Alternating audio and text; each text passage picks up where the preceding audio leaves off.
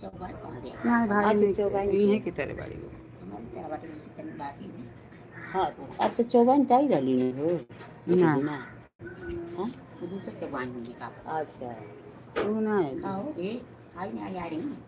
ये कई सास कोई सास अरे पानी की कई रात नहीं अब खटक गए सारा खर्चा तो देखे वाली सारा खर्चा देवे वाली लोग कहीं अच्छा सारा सुनिए खर्चा ये भी हम नहीं आई है किसी के घर नहीं तुरल जाता है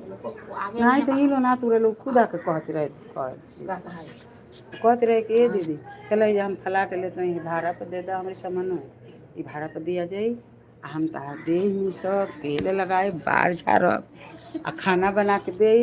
आ चलो वो जरा लड़कियों ने इनका मिलत रहा हमारे यहाँ हाँ 2 गो लड़का इनकर मानस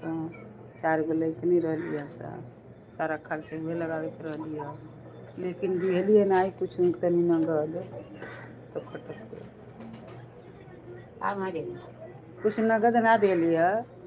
जैसे 50,000 1 लाख चाहे कुछ देले रही थी तो चलिए तो देवे ना कैलिए तो वैसे ही लोग खटक गए लोग कि जब ये 10,000 नहीं के दे 50,000 नहीं के दे तो ये अपन फ्लैट दे